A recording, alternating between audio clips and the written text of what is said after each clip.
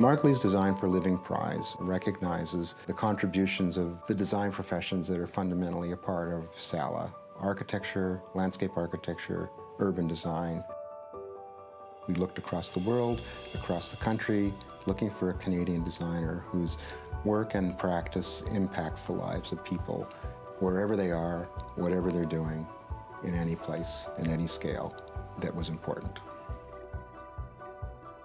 SALA is delighted to share the Margolese Design for Living Prize with the 2022 winner, Jane Wolff. There are many excellent design prizes and awards that recognize the quality of design in a project. The Margolese Prize sets out to do something slightly different. We want to elevate awareness of a designer like Jane, whose work might be harder to see, but at the same time elevates the qualities of life of people and places and the environment. We were particularly struck by Jane's ability to demonstrate how design enables, but it also demonstrated how design can empower people who aren't designers. When I was in graduate school and when I worked in practice, the idea was to design a place, like to design a set of artifacts. And it turns out that what I wound up doing is what I think I would call trying to design a conversation, not to design an outcome. What I hope my work does is to help people not take landscapes for granted. And I hope it helps them see things that are often hidden in plain sight. My first book, Delta Primer, A Field Guide to the California Delta, is a book and a deck of cards. The suits are 4 ideas about what that landscape could mean. With a Bay lexicon, part of the book is a field guide to the constructed shoreline of San Francisco. And so it uses drawing and annotation to say, okay, here's what you see with your eyes, and here are other things that would be interesting to know about that you might not see with your eyes, but that are there. And then those drawings and investigations are the basis for a lexicon of words we think we know. I think it's hard to recognize what we can't name. And so the vocabulary we use, whether it's visual or verbal vocabulary, to look at the world around us, has a big impact on what we're able to see, hear, perceive, understand. So much of her work is about non-designers having agency, about designers helping people that are not necessarily, doing design professionally, to really understand where they are and really make the connections between, let's say water or ecosystems. Agency depends on advocacy, right? You don't have agency until you can argue for something. And argument depends on vocabulary. So if your vocabulary doesn't do justice to the complexity of the place you live in, how can you be an effective advocate or an effective agent? Jane provokes us to really understand what it means to design for the future. And is it really the professional designers that should be doing the work, or should it be more in collaboration with communities? When I work with Jane, I see someone who's very open to questioning and really thinking through other knowledge paradigms about relationships to the land. So that is what I think makes her a really great designer, someone who really understands land literacy. So her land literacy now is being informed by Indigenous understandings of land literacy.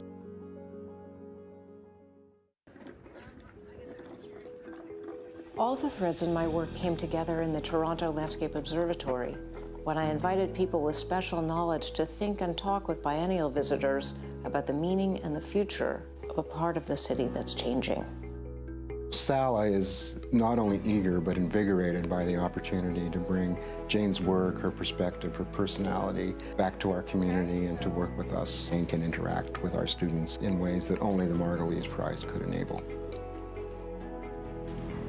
And I think what a lot of my work has been about, and what I know it's going to continue to be about, and what the Margolese Prize supports, is that we really have to understand ourselves as part of a web of relationships among all the human and more than human beings and forces and processes and phenomena that make a place.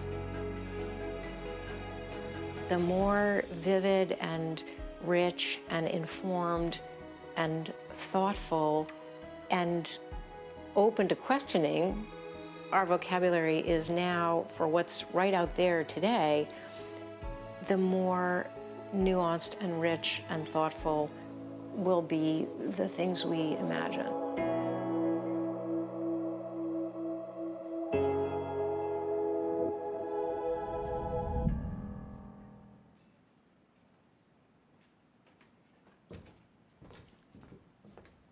Good evening, everyone. I am Ron Kellett. I'm professor and director of the School of Architecture and Landscape Architecture, SALA, at UBC. And on behalf of our faculty, staff, and students, and the Faculty of Applied Science, welcome to this celebration in honor of the 2022 Margolese Design for Living Prize winner, Jane Wolff. We will welcome her very shortly. But also welcome to our live audience in the auditorium of the Robert H. Lee Alumni Center on the University of British Columbia campus. And welcome also to a significant online audience who are watching the live stream via SALA's YouTube channel. The Margolese Prize advances SALA's deeply held commitment to design in the service of people, place, and planet.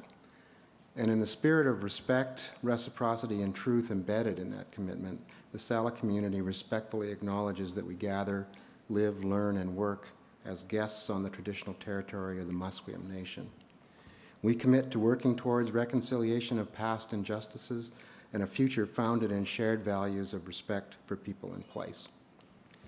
Others join us virtually from near and far nations. We encourage all of you to take this moment to acknowledge those Indigenous peoples and the territories of the places from which you join us today.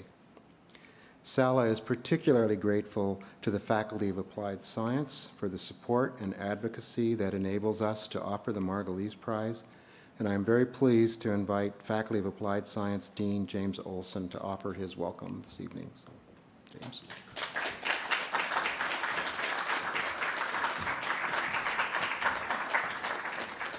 Well, thanks so much, Ron. It's really my pleasure to be here to welcome you to Vancouver, to UBC, to the Robert H. Lee Center. What a wonderful night it is to be here to celebrate the Margolese Prize. Maybe I'll just start by saying that awarded by the Faculty of Applied Science through the School of Architecture and Landscape Architecture, SALA, the Margolese Design for Living Prize is a $50,000 unrestricted award that recognizes a Canadian designer whose work in the built environment improves the lives of people and their communities. While this description is, let's say, somewhat straightforward, the Margolese Prize uniquely allows us to look across the complex, urgent problems that face our world and find people who are using design to address them in innovative and inspirational ways. And this is very much at the heart of our aspirations for the Faculty of Applied Science. The Faculty of Applied Science is really a unique constellation of disciplines. It includes, of course, architecture and landscape architecture, but it also includes engineering and all the diversity across engineering. It includes planning through the School of Community and Regional Planning, and of course includes nursing through the School of Nursing. All of those professions are really united by our dedication to a thriving, sustainable, and healthy society, and it's in our mission and vision statement around a thriving people, place, and planet. The winners of the Margolese Prize reflect the many forms of this work, with previous recipients in fields spanning from engineering to activism. This year's call for nominations, as every year, yields a very strong field of design leaders who work to enhance social, cultural, and ecological well-being, both in Canada and across the world. From that field, the jury selected this year, of course, Jane Wolff, as you've already been told, who not only represents the ideas central to the prize, but also those at the core of the Faculty of Applied Science through discovery, design, and innovation.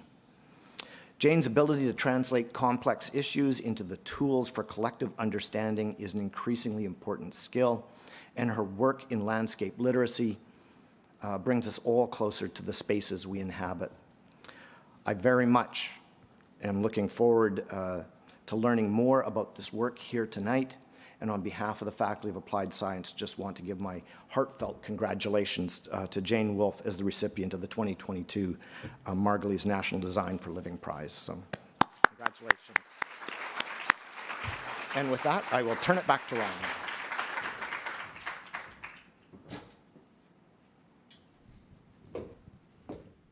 And thank you very much, James, for that kind remarks. So joining us this evening are some people who deserve our thanks and recognition. This year's selection jury was amazing, accomplished, knowledgeable, thoughtful, gregarious, generous. It was so much fun doing a very hard job. And this year's nominations were once again of exceptional quality, and our selection committee's discussion of their alignment with the intentions of the prize was both insightful and stimulating. So thank you, Selection Committee, for the intelligence, effort, integrity, and humanity you brought to that crucial task. Some of them are with us this evening, and I'll introduce them individually, and then after I've done that, I'll invite them just to stand for a moment so that we can recognize their good work. You'll also have an opportunity to meet them a little bit later at the reception following our event today. So in alphabetical order, first is Jane Anhold, sculptor, Sala alumna in architecture and principal of Jill Anhold Studio. Jill is widely recognized across North America for her public realm artworks that activate themes of urban sustainability and placemaking through a confluence of art and design. Grant Falgren, landscape designer and Sala alumnus in landscape architecture. Grant is a member of the Wabigoon Lake Ojibwa Nation and chair and founding member of the Reconciliation Advisory Committee of the Canadian Society of Landscape Architects. Grant is currently a Knox Fellow and Fulbright student at the Harvard Graduate School of Design and was unable to join us this evening. Architect Tudor Radulescu is co-founder of the multi-award-winning Montreal-based multidisciplinary architecture firm Canva. Canva is best known for its innovative public domain work that brings design together with science and technology to consider the fragile balances and interconnections between and among people, other species, and the natural world. Blair Satterfield, Associate Professor of Architecture and Chair of the Master of Architecture program at SALA, is founder and director of SALA's Hilo Lab and a co-founding principal of the award-winning Design and Research Collaborative Whom in Practice. Bridget Shim is a founding principal of Shim Sutcliffe Architecture, a prominent Toronto practice with an international reputation for design innovation that bridges architecture, landscape, interiors, and furniture. Bridget is also a professor at the Daniels Faculty of Architecture, Landscape and Design at the University of Toronto. I don't know where you folks are. It's just one big black thing out there. If you could just wave your arms and...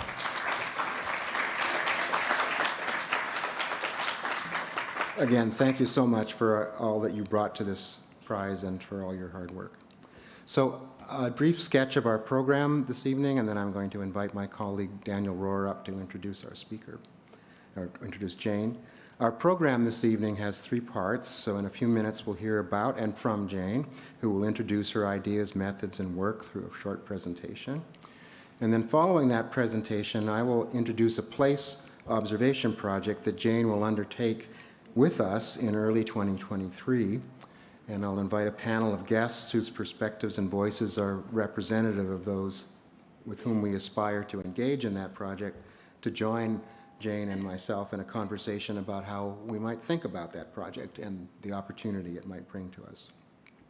A third very short segment will formally present the Margolese Prize to Jane, and then finally there will be a reception on the floor below, an opportunity to mix and mingle with one another, to meet Jane, to meet the selection committee, and to meet our panelists.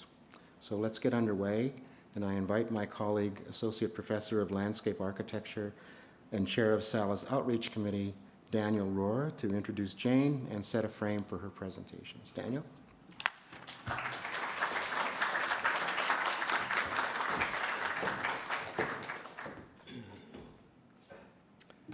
Welcome. It is my honor to introduce Jane Wolff, Margolese Prize winner 2022. To deeply understand Jane Wolff's extensive opus in landscape architecture, and specifically in landscape literacy, one has to study and read her drawings and writings about those drawings. They address complex landscape and environmental issues such as climate change, indigenous rights, and future regional development and resilience. Issues which concern us all and which Wolff tells us through her drawings. She creates a visual language which is universally accessible and inclusive through her extensive vocabulary of 2- and 3-dimensional hand drawings. Wolff is a pioneer in the advancement of landscape literacy, an emerging field of investigation in landscape architecture that is urgently needed in our changing world. Landscape design today is so much more than building gardens, parks, and planning regions to please the client. Recent and current global events have shown us that landscape architecture must also include the stories embedded in landscapes and unite the various opinions of experts such as architects, ecologists, politicians, and landowners to combat the complex public challenges facing society today. Wolff's extensive research on landscape literacy over the last 2 decades created visual and written communication frameworks to foster a collective appreciation and understanding for environmental issues and observations. She created a universal, diplomatic landscape design language to find consensus in society to visualize and tackle some of the major global environmental issues. Jane studied landscape architecture at Harvard University.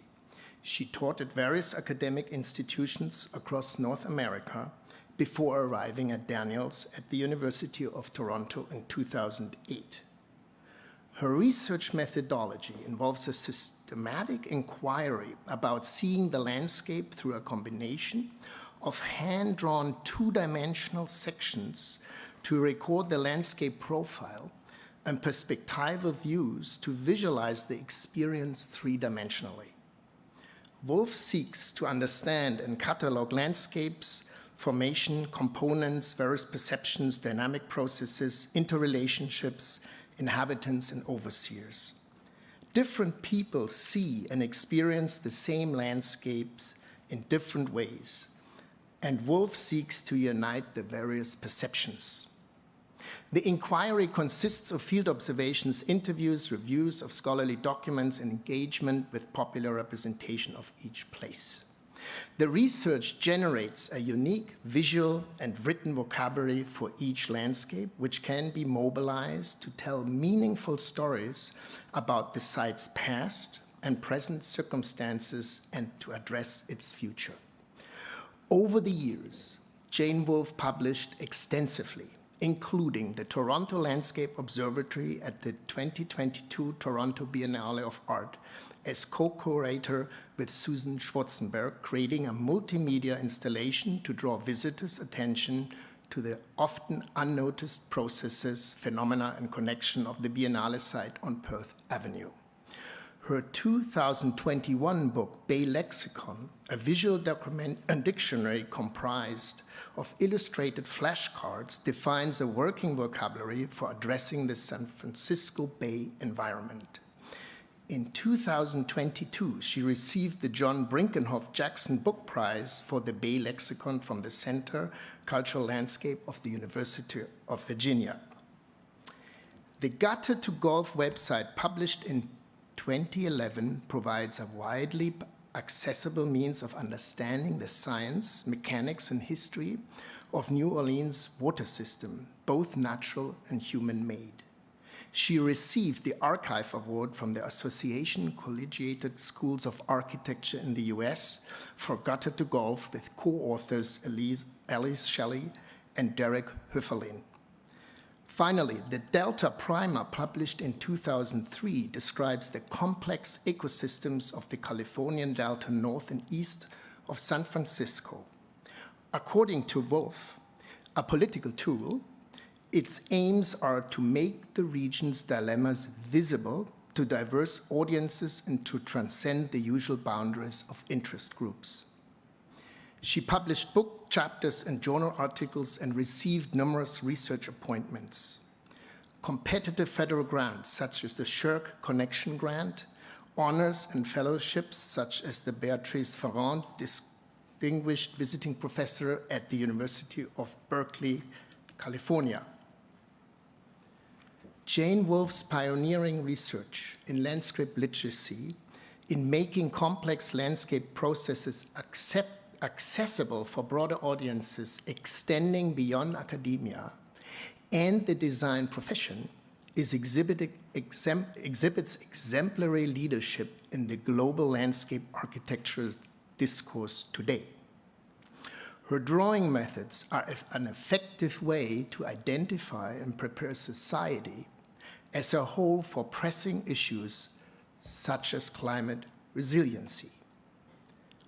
Building a society capable of adaptation to and flourishing in the Anthropocene, she says, means building a sense of belonging to the landscape.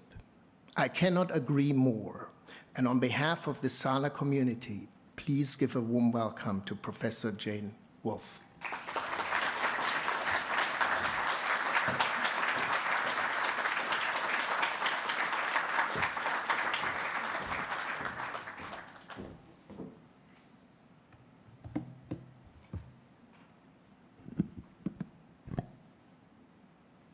Thank you.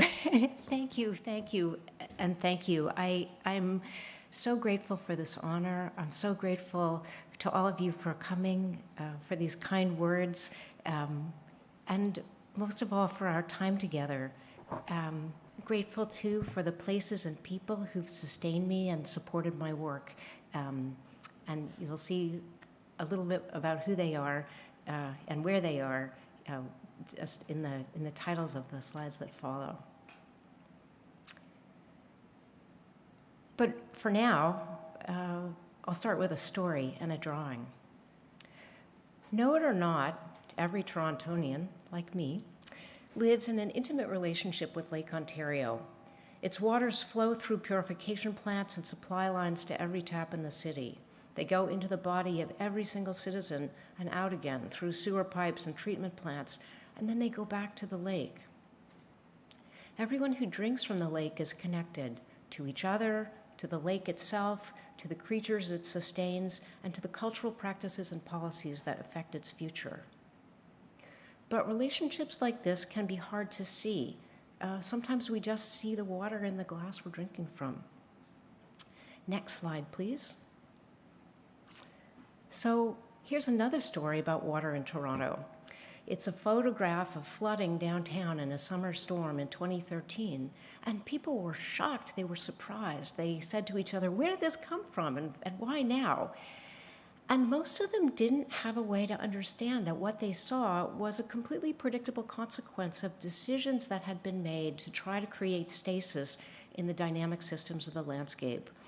And a set of consequences that had been exacerbated by the changing hydrograph of the climate emergency. Why is that? Why was it so hard to understand? I think it's because the language we're used to using doesn't match the circumstances of the places where we live. It's hard in the Anthropocene to draw lines between nature and culture. And in English, which tends to be very clear about what's human and what's not human, that means it's very hard to describe the places we're part of. So the gaps that emerge in our vocabularies create a political problem because in North America, we have weak planning cultures, and landscapes take shape through the aggregated decisions of individuals and markets and government, not through design, not because of designers. And the we who are citizens and the we who are experts don't share terms that support public discussion about change in the face of urgent pressures, the climate emergency, development, environmental injustice, the need for truth and reconciliation with the indigenous peoples. So it's a kind of a big snarl. And I think the question for us now is, what can design do? What can design do in arenas that designers don't control? I'm sure that there are a lot of answers to that question, and I'm curious to know what other people think about it. But for now, I guess I'll say what's been on my mind, which is the idea that we can bring our skills to bear on the development of tools for landscape literacy. Next slide, please. So what is a tool for landscape literacy? Something that can show people with different expertise and different points of view their own place in the ecosystem so that they can see and understand the consequences of their own actions and their own decisions. It has to be something also that can offer rigorous and nuanced vocabulary, visual vocabulary and verbal vocabulary, that's accessible to people from different arenas and different walks of life. Something that can show how visible processes and phenomena and artifacts are clues to big stories about how a landscape came to be. Something that acknowledges the plural and even contradictory meanings of a place that are true at the same time. Something that allows different kinds of people to mobilize information according to their own lights and their own values and their own dreams, so that they can participate effectively in a public conversation about what should be. So I thought what I'd do is give a kind of hopscotch tour of operational definitions about tools for landscape literacy, just by way of example to say, what might that look like? Next slide, please. It might be a website like Gutter to Gulf that explained water in post-Katrina New Orleans. And I should say that water and the movement of water around the city was a defining question after Katrina that wasn't being explored in the storm's aftermath. And that was partly just because of the immediate need to house people, but in large part, I think it was because there really wasn't accessible information about the city's hydrology and hydraulics.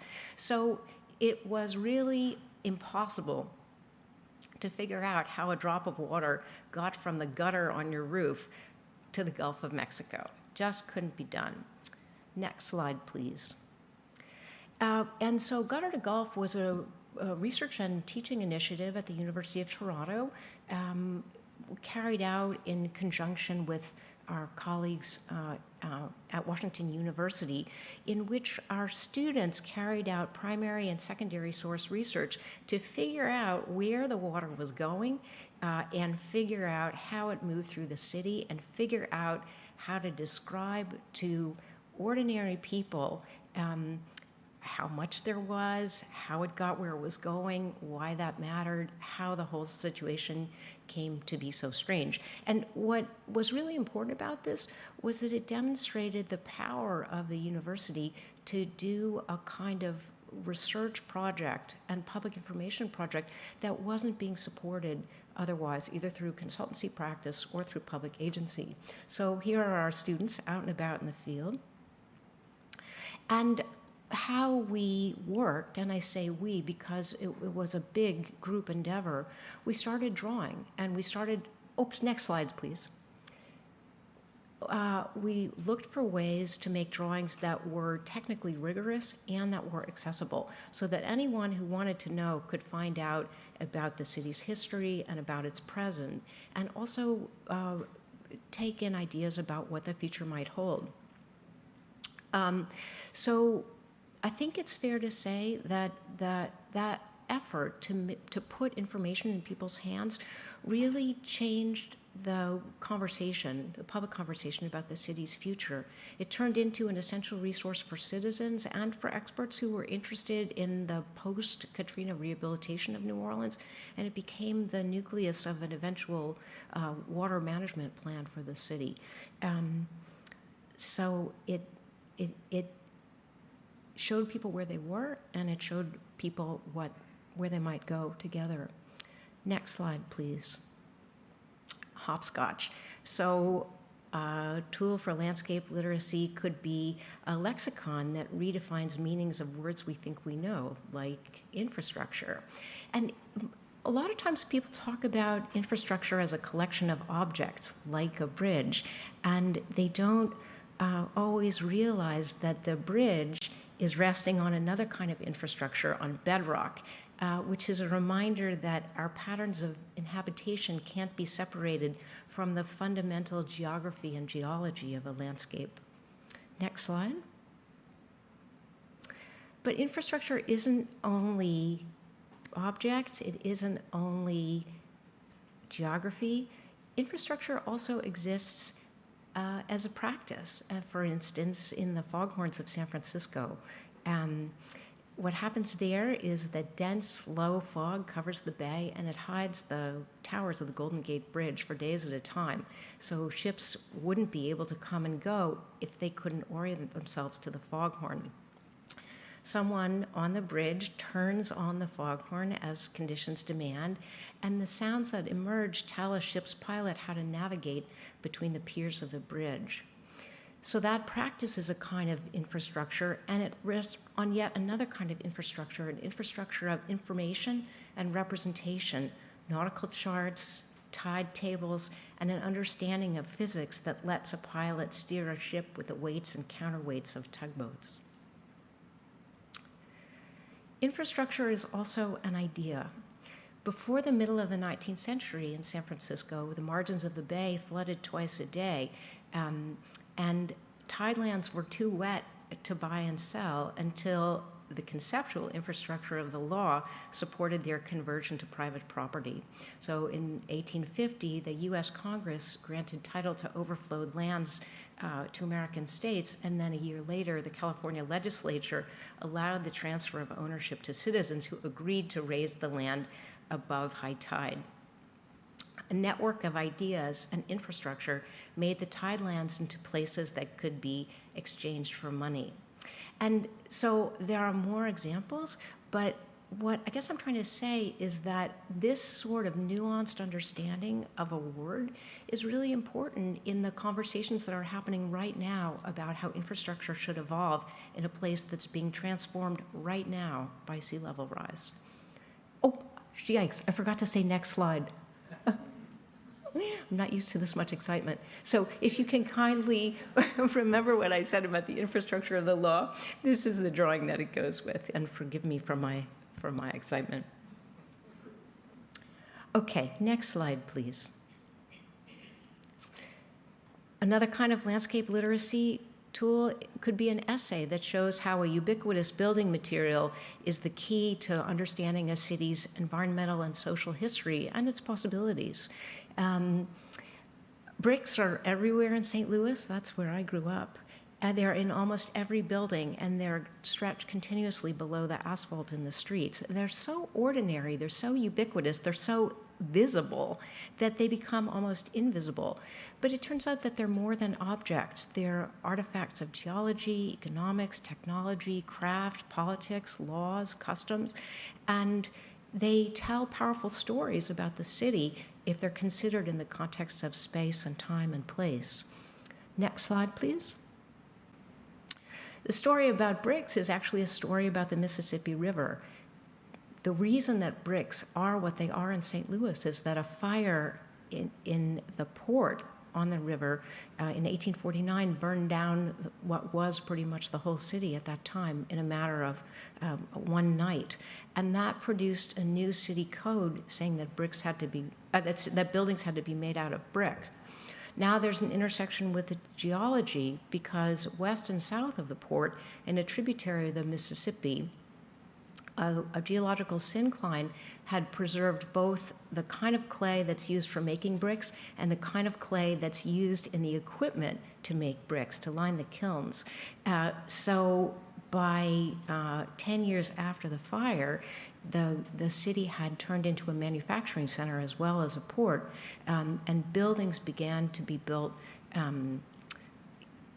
out of the materials that were being created in a river valley that was kind of out of sight, not entirely out of mind. And there's also an intersection between bricks and the history of migration, because the reason that a brick city was able to be constructed was that political turmoil in Europe brought masons, and the Emancipation Proclamation brought blacks from the Deep South to work in the industry. St. Louis became a national source for the infrastructure that was needed to make clay products, and it actually became the largest manufacturer of brick in the United States. Next slide, please. And the construction of the city from units, bricks, one after another, made buildings, made roads, made sewers. It's interesting because the brick's essential qualities, its ability to be to make networks out of units, allowed the construction of the city.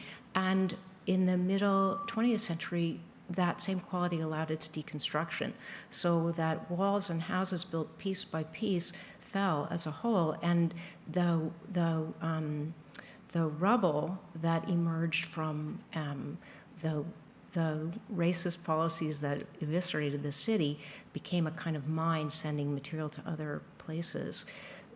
It seems also like bricks could have new meanings because what's left are spaces that could hold water and sequester carbon in the climate emergency, and maybe it's possible to imagine the bricks as a way to frame a new urban landscape that could be the ecological heart of a metropolis that sprawls around it.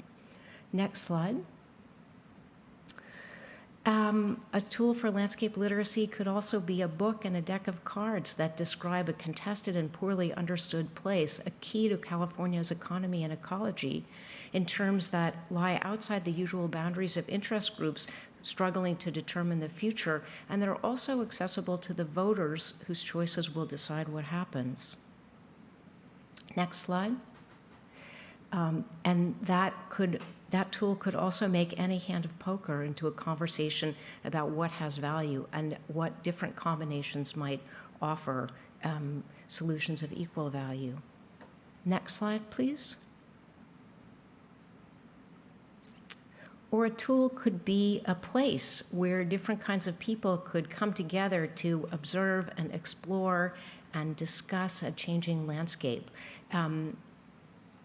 And so this project, the Toronto Landscape Observatory, which I'll talk about in a little more detail because it speaks to the work I hope we'll do together over the next months, is a place that's off the mental map in Toronto. It's a rail and industrial corridor that's being changed rapidly by development.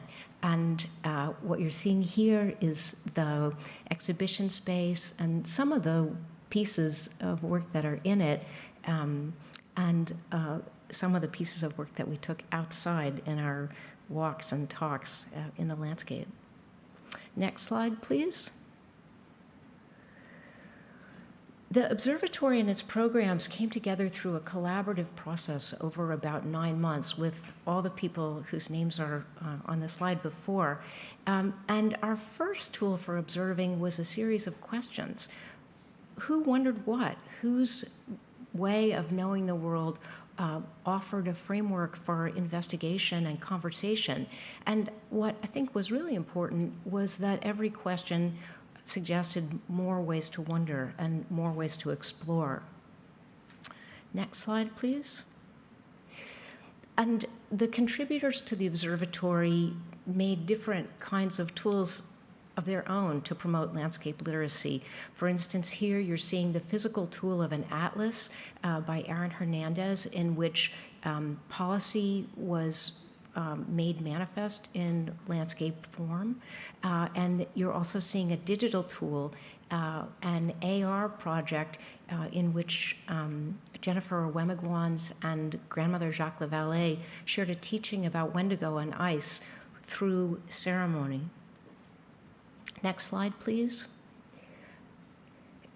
Here, a conversation with James Bird about the Dene language and its ties to place, and then a conversation between someone who came to the observatory and the plants she encountered along the path, according to guidance from Lorraine Johnson. Next slide, please. The observatory included tools for making measurements that calculated the proportion of carbon, hydrogen, and oxygen embodied in a leaf and released on combustion by Alex Moyle. So physical tools to understand carbon sequestration at the scale of the body. And it also included walks, sound walks, in which Sherry Lee and Emily McCallum asked us to understand our own bodies as tools for measuring and registering sounds that would tell us where we were in the world. Next slide, please. One thing that I loved, maybe the thing I loved best of all about the observatory, was that it was really transformed by visitors and what they shared with us. Drawings of their own notes and thoughts and observations and artifacts they found in the neighborhood that they thought spoke to the meaning of the place. Next slide, please. And for me, always, what can I say? I like to draw.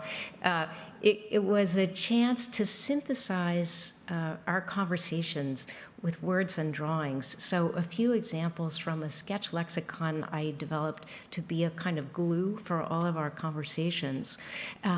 Here, Aaron Hernandez's atlas had shown us how the ridge we were positioned on allowed the colonizing railway to connect Toronto's harbor to its hinterland, so that resources could be moved around.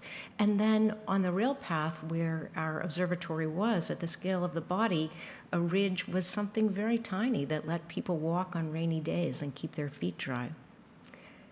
Next slide, please. Alex Moyle's work was an invitation to think differently about leaves and to imagine them actually as sites of exchanges and processes. Next slide, please. And James's and Jennifer's and Lorraine's work was such a powerful reminder of our relationships to all the human and more than human beings in the landscape, so that every walk became a chance to encounter and acknowledge and articulate those relationships with respect and with kindness, or in other words, to recognize and value our own place in the ecosystem. Observing is not a passive practice. It's not a neutral practice. It's a practice that has, I think, a lot of meaning. The observations we make and the vocabulary that those observations give us to perceive and document what we understand connect us to what's happening right now, and they also shape our imagination about what might be, because our terms of description become our terms of projection. So to observe a place is to belong to it now and in the future. I'm so grateful. Oh, next slide, please.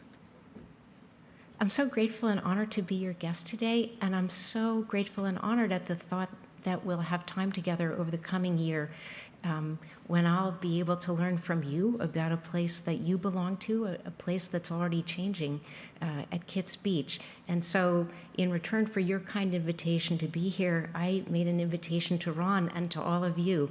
Let's take a walk and see what we can see. Thank you.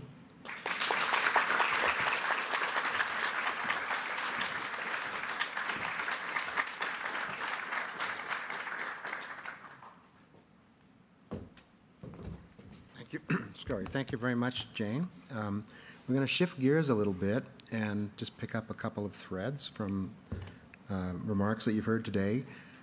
Among the aspirations of the Margolese is Sala's ambition that it not only look out to the world about things that we care about and how we might reward people who are interested in those, but we're also interested in how we could use the prize to create a kind of reciprocity to this place and this community around those same values. So this year, we're going to pursue a collaborative project that brings Jane's landscape literacy expertise with us to this place. And let me just make sure this button works. Oops, I'm going to do it twice now, and that was really dumb. Okay. My apologies. Well, imagine there was a picture of Jane's tools that you just saw. But where would we do this? So we looked for a distinctive, collaborative, and reciprocal project that would be a good catalyst for bringing Jane and Sala and our community together. Ideally, it'd be a place that's familiar, perhaps understudied a little bit, and that could reveal the urgencies and issues about which we could stage walks, workshops, conversations that would not only attract people but actually teach them something. So then there was this storm that we talked about earlier. Kitsilano Beach is one of Vancouver's iconic beaches and sea level rise vulnerable shorelines. In November 21 and January 2022, its visible landmarks, the Kitsilano Pool and Kitsilano Showboat, were significantly damaged by two powerful winter storm surges, representative of our sea level rise future.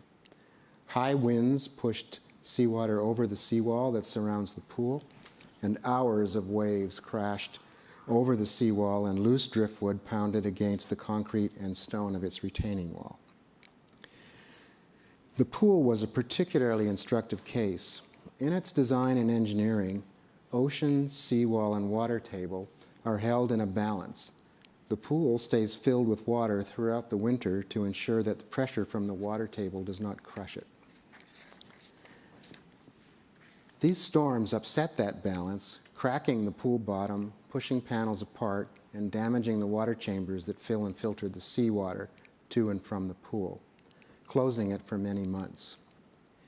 We now face crucial questions. Among them, can the city afford not to have the pool? Can the city afford to sustain the one we have? Should it move? Should the shoreline be something different than it is today? The more we probe this story, the more important, the more interesting, the more complicated, and the more nuanced this place became. This is an urban shoreline rich with historical and contemporary human and natural themes and forces. Kitsilano Beach is traditional Squamish territory. Maps are very difficult to come by, but this 1932 draft identifies dozens of First Nations settlements around Burrard Inlet and the Fraser River. It identifies the Kitsilano Beach area as Squayus, the site of a former shell midden. The First Nations stories of these lands are many and difficult. They include chilling incidents of seizure, expropriation, standoffs, and forced relocations.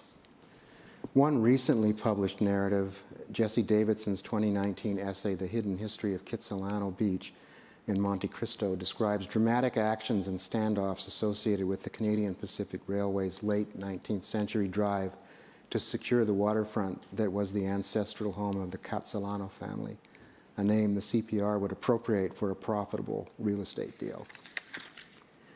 Within a decade, Kitsilano Beach had become a civic and recreational hub for many Vancouverites, and one of Vancouver's most distinctive and successful neighborhoods began to emerge.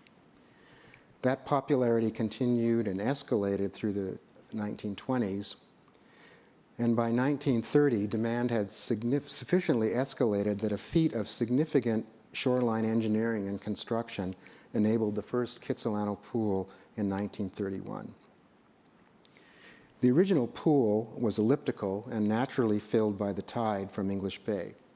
It was designed for bathers to swim at low tide over a sandy bottom, alongside the occasional mud shark and octopus that came in with the tide. Eventually, it became an iconic center of a vibrant neighborhood. The Kitsilano Pool that we know today was built in 1978 in response to health requirements and poor water circulation in the original. The surrounding seawall was constructed at this time to enable it. But Kitsilano Beach is also still a marine tidal ecosystem. Every winter, the pool itself becomes a giant bird bath, a curiously intriguing shade of deep green and murk. Shorebirds gather within it and around it, and including and many shellfish are visible and evidence of other marine life on the beach. It's still a very much alive place.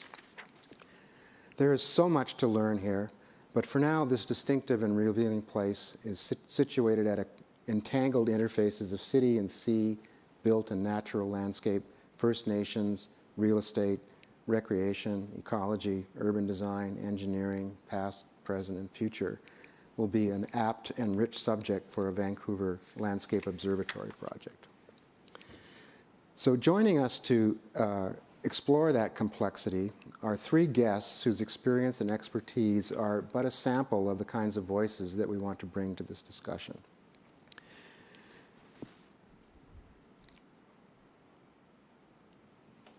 There should be pictures of our, there we are. Dr. Christopher Harley is a professor of zoology and director of the Harley Lab in the Institute for Oceans and Fisheries at the University of British Columbia. Chris studies coastal marine ecology and the impacts of climate change with interest on why marine plants and animals live where they live.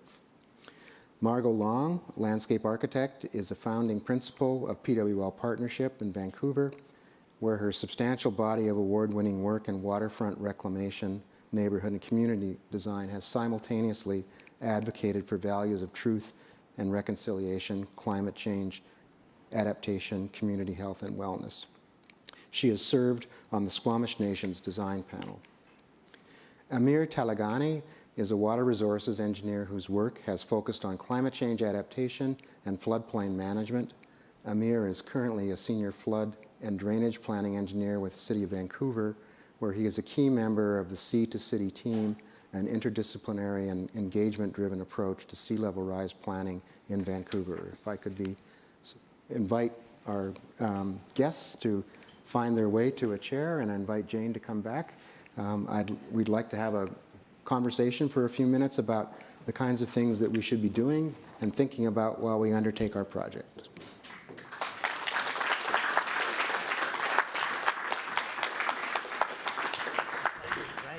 Yeah. It is very bright. What I really hope to happen here, that there'll be a kind of a rich conversation that will bubble up, but I'll take some responsibility for getting it started.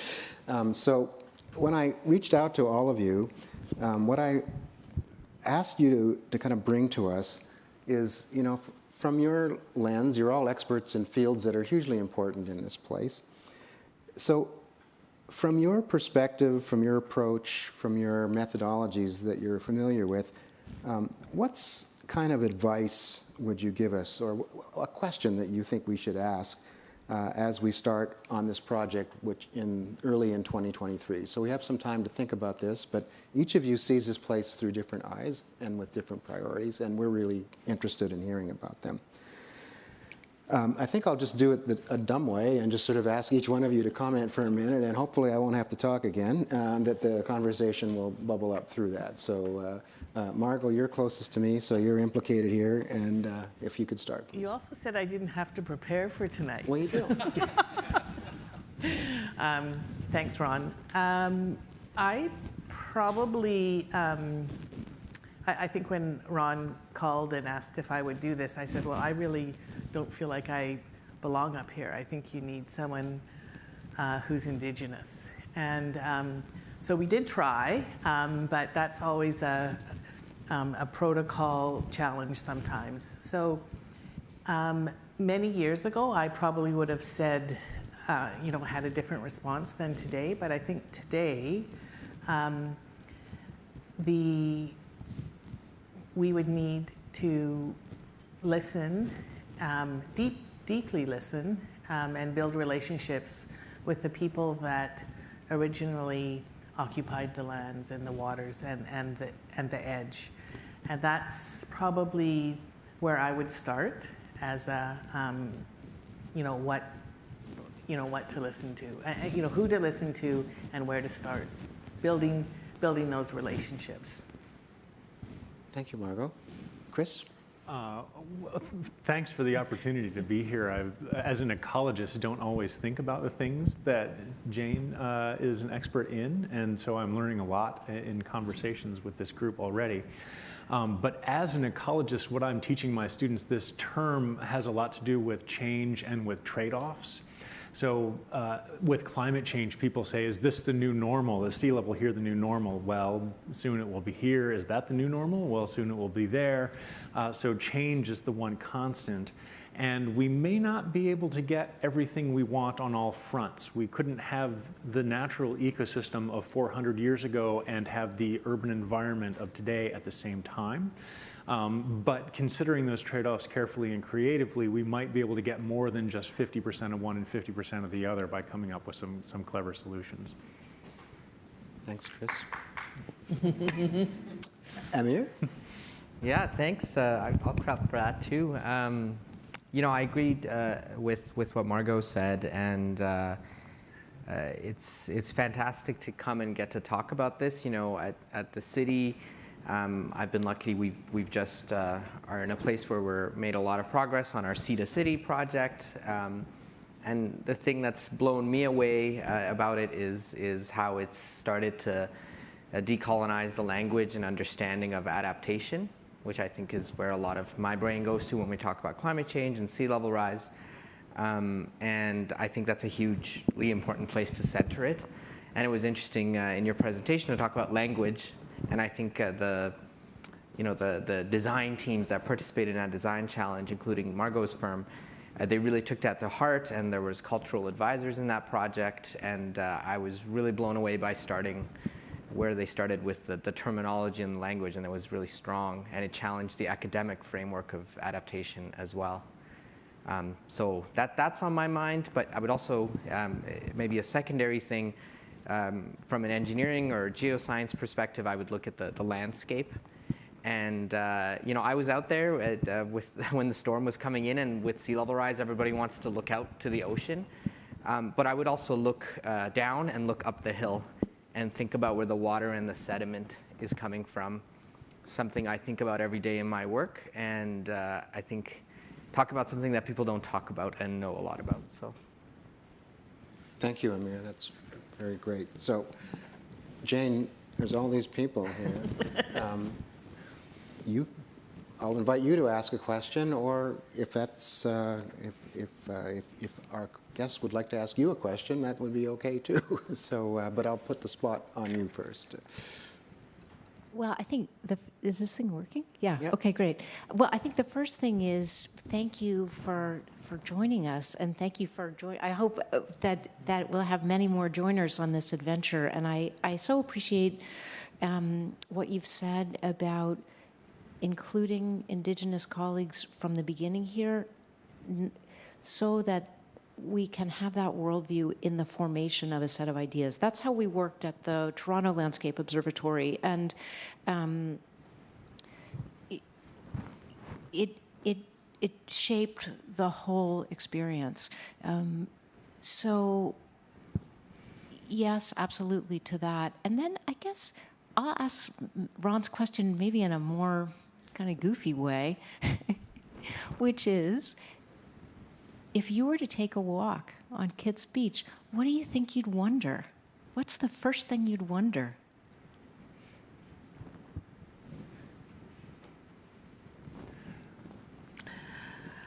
Don't anybody, do they not work? How come they're always on the beach? Do they not have a job? That's what I would wonder. They work at night. I walk on Kitts Beach a lot, because one of my field sites is the boulder field just at the opposite end of the beach from where the pool is situated. And I don't want to bore everyone in excruciating detail about like the starfish you saw in a photograph on the screen earlier. But I think about, is this a big snowmelt year? Is there a lot of fresh water, and how is the ecosystem responding to that? You know, what happens if one of these tankers springs a leak? Are we prepared for that? There's a lot of interesting ecology that happens right on that shoreline there. Okay, I think about two things. I grew up in Vancouver, so when I'm in Kitts Beach, I think about how it's a really big city, but also a really small city at the same time. You know, it seems like everyone wants to be here and is trying to come here, and immigration is such a big part of our story. It is for my family too. And you meet new people who are new to Vancouver all the time. At the same time, Kitts Beach is somewhere where, you know, I had a party with friends when I was 15, and it feels like this micro place as well, and that's sometimes strange of like how it gets all this attention.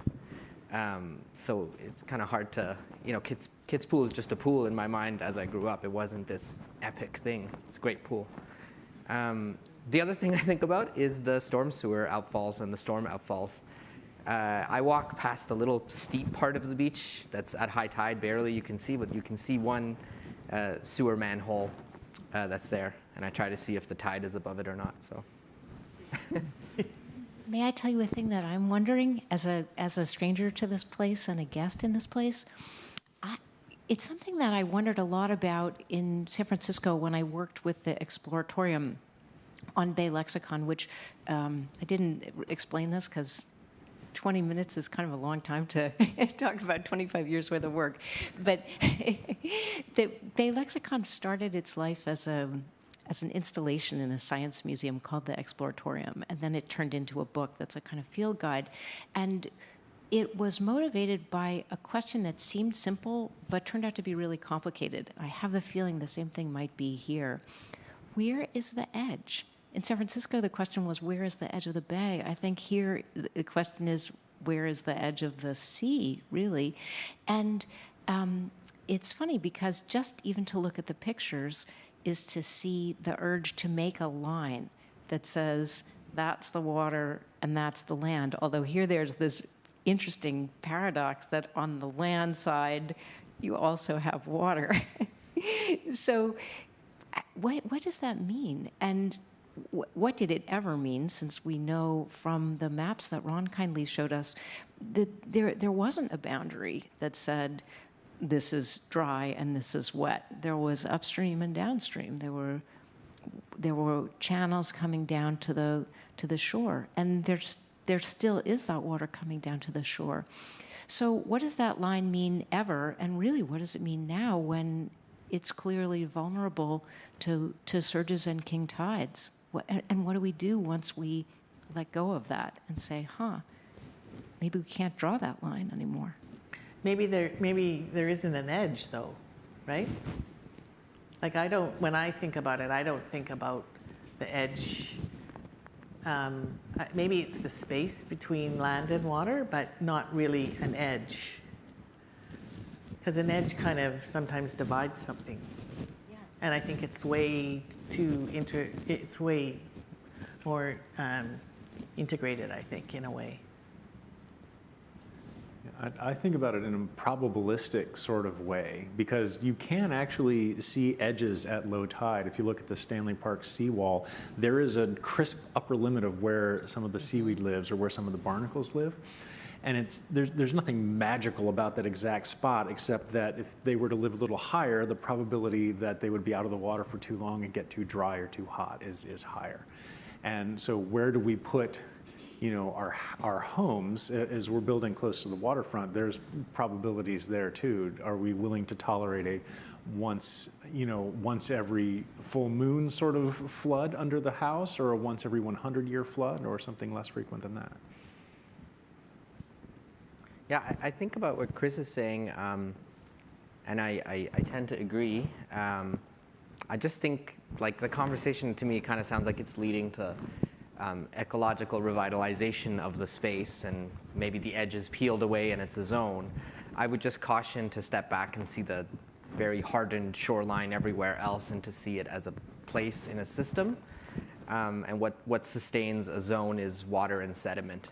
So if we've lost the creeks from up the hill, and we've lost the shorelines that would feed sediment from Point Grey, what do we sustain? And sure, you can pay consultants to design a heavily engineered natural ecosystem, but then you just have to maintain that. But I think we have to keep it in perspective of everything else, and where would the ecology, how meaningful is it, Chris, if it's 100 meters of ecological revitalization, and then concrete seawall with bike path, and then concrete seawall with mansion on the other? I think. But can we bring the creeks back? I mean, I think these conversations lead to that, but I think there's a societal question that I think Jane would be fantastic to discuss of, money timelines. You know, it's the city and the region has been doing a lot of work on water and creeks. You know, it's not it's a long game, not a short game, I think. But I really appreciate that perspective of like if you're going to draw a boundary, the cross boundary is important, and the land is providing sediment to the sea, and that changes the ecosystems downhill. But salmon are constantly bringing energy from the sea, so your great slide of a leaf is a machine that takes sunlight and turns it into food. That happened in the ocean, and salmon are now bringing that upstream and depositing it somewhere where the plants at the edge of the stream can use it. And maintaining those connections. And then there will be places where we need walls, but not everywhere, I hope. What happens to all those people with the mystery jobs who are going swimming in that long, long pool? Maybe now is the time for me to confess that I love to swim. So what about them? You know, because it's their place too. I think this is where it gets really interesting. There are different possible responses depending on what people care about in a place. And so it's already clear that the decisions are complicated, the trade-offs are many. And so for me, I guess one thing to wonder about is how to try to represent all this complexity in ways that people can talk about it, you know, maybe even argue about it, but with any luck come to some sort of decision in which everyone feels respected. And when I say everyone, I mean not only the people, but also the salmon and also the seaweed and also the waters that are coming downstream and that are coming in with the tides. Actually, that's a wonderful segue to a question I've been dying to ask. We have a very unique opportunity from a methodological point of view here. We're basically crowdsourcing research in engaging communities, our students, in kind of helping to illuminate some of these issues and these questions that you've raised.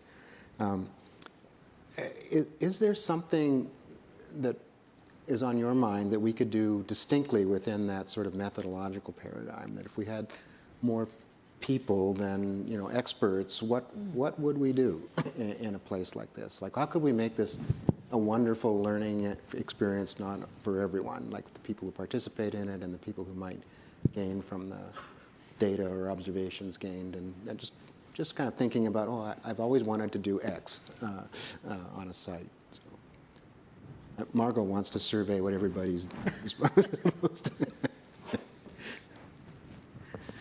Are you asking all of us or Jane? I was asking anyone who cares to answer that. And I think of all the kinds of data that might be really interesting gained through observation, and I'm just curious as to, you know, if I had 22 people working on this, what would I do? So. I always wonder, you know, if we asked, you know, we asked all the kids, right? If we, you know, talk to them more, because they're going to be a big part of the future as well. And in times where we've involved students or little kids or walking around doing tours on Jane's walk and everything, and you know, and even on sites, you know, walking around, I always gravitate toward the kids and ask them what they like about the place or what they see or whatever, and you get completely different answers than when you ask, you know, the older people. So that might be something to look at. That sounds you know? like a wonderful idea. Yeah. Yeah, I think that diversity of perspectives is really interesting and important, and to sort of follow on the idea of continuing to prioritize some indigenous perspective. People have been engineering the shoreline for a very long time. And, you know, beaches that are steep don't grow a lot of clams, but you can pile up rocks here, change the profile, and now you have a garden for clams. So what are we interested in having along the shore? What do we value? Is it food security? Is it recreation and the swimming? Is it being able to bird watch? Is it being able to fish? And understanding what these various interests are help us figure out exactly what we might want to do in that space. Great, thanks, Chris. Amir, Jane? Yeah, I think storytelling is really powerful. The slides you presented earlier, showing the photos from the city archives, you know, I'm starving for that kind of information. I grew up here, and I still want to learn so much more about what this place means. You know, it's easy then to add on the lines of here's high tide in year 2040. You know, that's the easy part, but to put it into context of difficult things that have happened in the past, difficult things that are happening now. I think the storytelling is really huge, and you know, I think you seem like you're very incredible at weaving in technical and scientific information into that, and then bringing in the, you know, technocrats to be like, oh, okay, these are the directions to take it. So I mean, as far as what would be really helpful to know, you know, the city's work I think has been contributing to this, like. What does the community want in the future, and what is their level of risk tolerance? You know, we show images we have through Sea to City and other things of areas being flooded for a short time. That's like, I think, the scraping the edge of the conversation. What is our tolerance for impacts and closures, and how can it be normalized, or do we not want that, and we want to have things be robust and safe? I think I'm with Amir. I would look for stories and listen for stories, and I think there are a lot of ways to do that. A map is a story. A chart about what lives where in the intertidal zone is a kind of story. There are stories that come from people who know that place, or people who just hang around there. I mean, I think my instinct would be to go to the map library and go to the beach and just say to people, what are you doing here? What do you know about this place? And I have a feeling that a certain amount of hanging around would elicit a lot of interesting stuff from different kinds of people, because it looks like the kind of place where people go. Just a guess. That sounds great. I look forward to the stories that will emerge from our engagement with this. And I'm thinking maybe we can wrap our conversation up, and I'll just pause for a moment, and if there's something that any one of our guests or Jane would like to say, this would be a good time to do it. Ron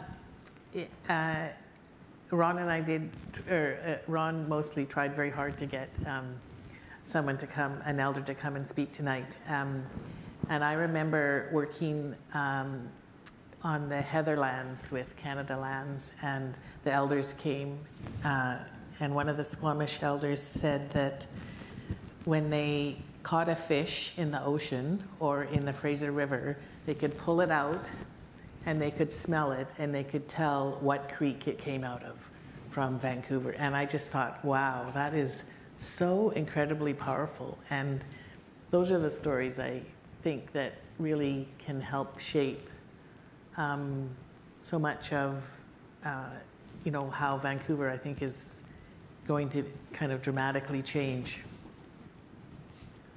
I don't think it's going to be hard to beat that one. So, thank you so much, Margot, Chris, Amir, Jane, for joining in this conversation. If I could get you to sit tight for a minute, but maybe if we could thank our panelists today.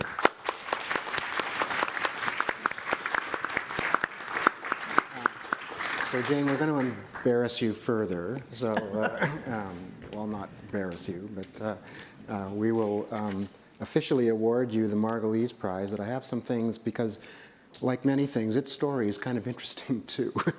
So there we are. So maybe, since it takes a while to unpack that thing, maybe you could help Jane and maybe hold it open so our audience could see what we've got here. So the physical Margolese Prize Award was created by ceramicist and sculptor Gaylan Gan. Gaylan lives and works in East Vancouver and from her family studio on Hornby Island. Her innovative and experimental work is known for its hybridization of natural and commercial materials, a process that she's reflected in the sculpture she's created for the prize. Gaylan hand-formed this prize, actually about 12 of them, to express that it was formed by a person, for another person, to hold and to carry. Within are textural pieces of brick, an element of the built environment that is the focus of the prize.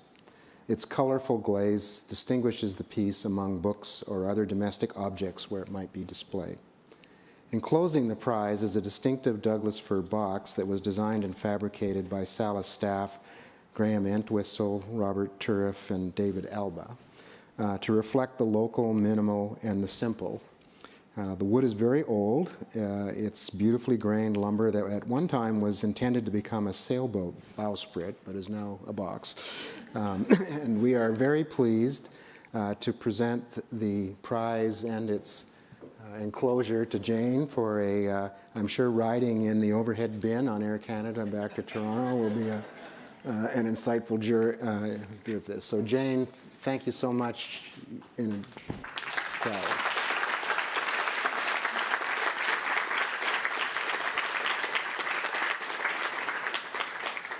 And before we adjourn to this reception, I would like to personally thank a few key Sala people for their many and sustained behind-the-scenes effort to make the prize and this event happen. I've already thanked our shop crew who did an amazing job on that box. But the quieter hard work that you get to appreciate today came from Tamara Ross, Sala's Associate Director for Administration and Academic Operations and Principal Gift Giver for Sala, thank you. And Emma Fennell, Sala's Communication and Outreach Specialist, who managed just about everything that you've touched in learning about this has come in some way through Emma. So thank you, Emma, wherever you are.